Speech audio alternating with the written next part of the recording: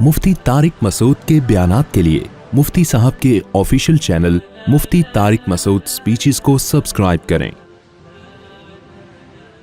इसी सूरत में अल्लाह ने हज और उम्रे के हकाम भी बयान किए और फरमाया कि हज जो है फमन फ़रद फ़ीहिन्नल हज, जो भी हज फ़र्ज़ कर लेगा अपने ऊपर, उम्रे का भी यही हुक्म है, उलमा ने बयान किया है, फ़ला रफ़सा वला फ़ुसूक़ वला जिदाल फ़िल हज।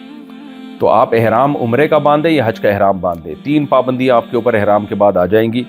कोई बेहुदा बात ज़बान से नहीं करनी आपने, ना कोई अमल करना है, वला फुसूका, और कोई फिस्को फजूर की बात, और वला जिदाला, और कोई झगड़ा। एहराम की हालत में झगड़ा करना, चीखो पुकार करना, या कोई बेहुदा बात करना, या कोई गुनाह करना, ये आम गुनाह की तरह नहीं है, इसका गुनाह कई गुना ज़्यादा बढ़ जाता है। तो इसलिए जब भी आप हज के लिए या उम्रे के लिए जाएं तो एहराम में बहुत ज़्यादा इंसान को एहतियात करने की ज़रूरत है।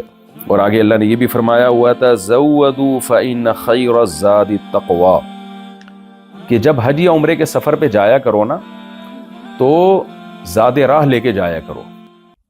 ये अल्लाह हमें बता रहे हैं कि तवक्कुल का गलत मफ़हूम जो है ना उस पे रद्द कर रहे हैं। आज बहुत से लोगों का के जहन में तवक्कुल ये है कि हम मुसीबत से बचने के लिए असबाब इख्तियार नहीं करेंगे, ना वो कमाने की फ़िक्र करते हैं, ना असबाब इख्तियार करते हैं। मुशरिकीन मक्का जब हज करने जाया करते थे तो वो कहते थे भाई हम तो अल्लाह के घर जा रहे हैं तो अल्लाह खिलाएगा, अल्लाह पिलाएगा, हमें तो कुछ भी नहीं लेके जाते थे।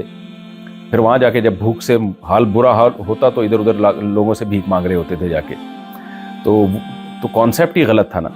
अल्लाह तो खिलाएगा, लेकिन अल्लाह पहले जो आपका काम है वो तो करो आप। तो कहते हैं हम अल्लाह के घर जा रहे हैं ना, ये उन्होंने इस पर क़यास किया कि जैसे हम किसी सेठ के घर जा रहे हो दावत पे, तो सेठ खिलाएगा ना वहाँ बिठा के हमें, तो हम भी अल्लाह के घर जा रहे हैं मेहमान बन के, तो अल्लाह ही खिलाएगा। तो अल्लाह ने कब कहा कि मैं तुम्हें इस तरह से खिलाऊंगा कि आसमान से मनो सलवा उतारूंगा? अगर तुम अपने साथ खाना लेके जाते हो तो वो भी तो अल्लाह ही खिला रहा है ना, अल्लाह ने ही इंतज़ाम किया।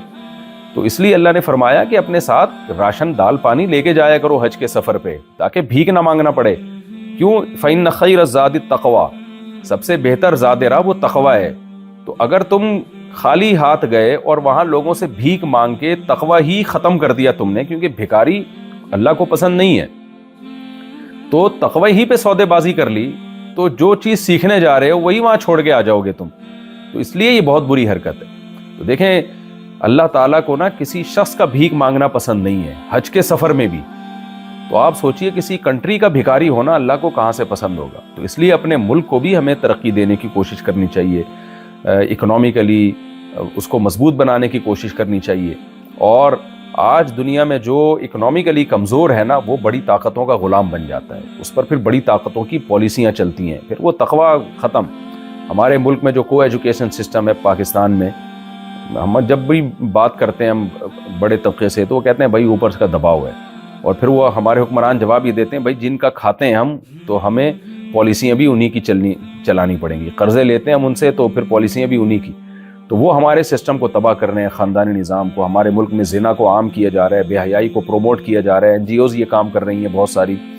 ख़ानदानी निज़ाम तोड़ फोड़ के रख दिए। जो अदालती खुला पाकिस्तान में आया है जनरल मुशर्रफ के दौर में, ये भी गन पॉइंट पे करवाया गया है जनरल मुशर्रफ से काम, कि भाई इसको ख़त्म करो, औरत को भी डिवोर्स का हक़ दो, ताकि तुम्हारा ख़ानदानी निज़ाम बिल्कुल तबाह बर्बाद हो जाए, गर्लफ्रेंड बॉयफ्रेंड में और मियाँ बीवी में फ़र्क ही ख़त्म हो जाए। तो जब आप इकनॉमिकली मजबूत होते हैं तो आप आंखों में आंखें डाल के बात कर सकते हैं। तो इसलिए हमें अपने कंट्री को भी और अपने ज़ात को भी इकनॉमिकली मजबूत करने की कोशिश करनी चाहिए। इसी आयत से हमें पता चलता है। और कमाल की बात ये कि अल्लाह ताला ने अगली आयत में और एक हुक्म दिया हमें। मुशरिकीन मक्का एक और गड़बड़ किया करते थे, बल्कि ये तो सहाबा को भी इश्काल हुआ था कि हम जब हज के सफ़र पे जाते हैं तो दुनिया भर के ताजिर आया करते थे हज के सफ़र में। कोई शाम से आ रहा है, कोई मिस्र से आ रहा है, कोई कहाँ से आ रहा है। तो ज़ाहिर है जो जिसका बिजनेस माइंड होता है वो तो फिर यही देख रहा होता है कि भाई वहाँ उससे बार्गेनिंग करनी है, डीलिंग करनी है, क्योंकि एक प्रोडक्ट यहाँ सस्ती है मिस्र में महंगी होगी, एक प्रोडक्ट शाम में महंगी है यहाँ सस्ती होगी। तो ताजरों की मुलाकात होती थी, तो बहुत सारे सहाबा तो थे ही ताजर। तो जब वो हज के सफ़र पे आते तो उनको बिजनेस का भी बड़ा मौका मिलता और उनका बिजनेस चमकना शुरू हो गया। तो उनको ख्याल हुआ कि भाई ये तो दीन में हम दुनिया को शामिल कर रहे हैं, हम तो अल्लाह के लिए आते हैं हज करने के लिए और यहाँ हम करोड़पति बन के जा रहे हैं, बिजनेस भी हो रहा है हमारा। तो उनको ये इश्काल हुआ कि ये तो गलत है। तो इस पे कुरान की आयतें नाजिल हुई। अल्लाह ने फरमाया नहीं, कोई गलत नहीं है, तुम अल्लाह के घर में की ज़ियारत के लिए जाओ और बिजनेस भी कर लो, इसमें कोई हरज नहीं है, इसलिए कि ये पैसा ये अल्लाह का फजल है। تو اس لیے اللہ نے فرمایا لیس علیکم جناح ان تبتغوا فضلا من ربکم، جب تم حج یا عمرے کے سفر پہ جاؤ تو اللہ کی روزی تلاش کرو، فضل تلاش کرو، اس میں کوئی حرج نہیں ہے۔ تو دیکھیں اس سے بھی کتنی یہ اہم آیتیں پتہ چلتا ہے کہ اللہ تعالیٰ مسلمانوں کو اکنامیکلی، معاشی لحاظ سے مضبوط دیکھنا چاہتے ہیں۔ اور یہ حج تو یعنی اب ہمیں پتہ چلتا ہے، اب آپ یہاں جب آتے ہیں حرمین میں تو افسوس ہے کہ یہاں بھی ساری پروڈکٹ یہودیوں کی فروخت ہو رہی ہے، کیونکہ مسلمانوں نے کوئی اس پہ اتنی محنت ہی نہیں کی ہے۔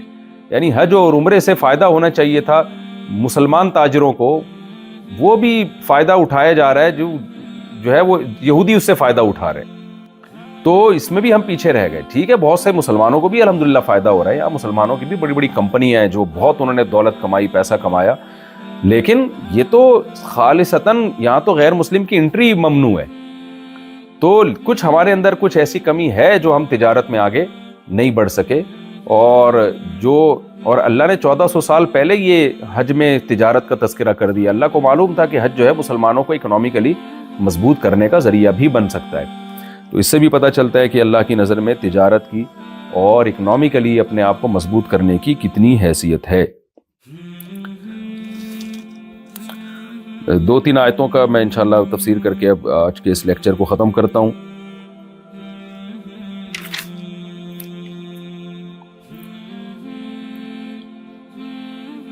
زُيِّنَ لِلَّذِينَ كَفَرُوا الْحَيَاةُ الدُّنْيَا وَيَسْخَرُونَ مِنَ الَّذِينَ آمَنُوا۔ اللہ نے ہمیں اکنامیکلی مضبوط ہونے کا تو حکم دیا، لیکن غریب کا مذاق اڑانے کی اجازت نہیں دی، اور غریب کو ناکام سمجھنے کی اجازت نہیں دی، کیونکہ اکثر دولت عموماً غیر مسلموں کے پاس ہوتی ہے، اور مسلمان خاص طور پر جب قرآن نازل ہو رہا تھا تو مسلمانوں کی اکثریت غریب تھی۔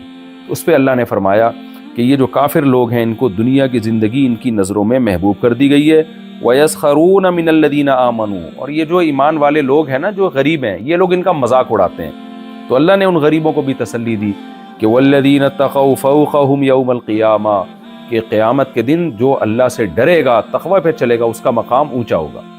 تو دولت کے بعد اگر آپ اترانا شروع کر رہے ہیں تو یہ بھی غلط ہے، اس لیے کہ آخرت میں کامیابی کا مدار دولت پر نہیں ہے، آخرت میں کامیابی کا مدار تقوی پر ہے۔ اگر کوئی شخص جس کے پاس کھانے کو روٹی نہیں ہے، غریب ہے، پاؤں میں پہننے کی چپل نہیں ہے، لیکن وہ اللہ اس کے رسول کی اطاعت کر رہا ہے، وہ قیامت کے دن کامیاب ہوگا۔ اور اگر آپ کے پاس دولت ہے مگر آپ اللہ اس کے رسول کے نافرمان ہیں تو آپ قیامت کے دن ناکام ہوں گے۔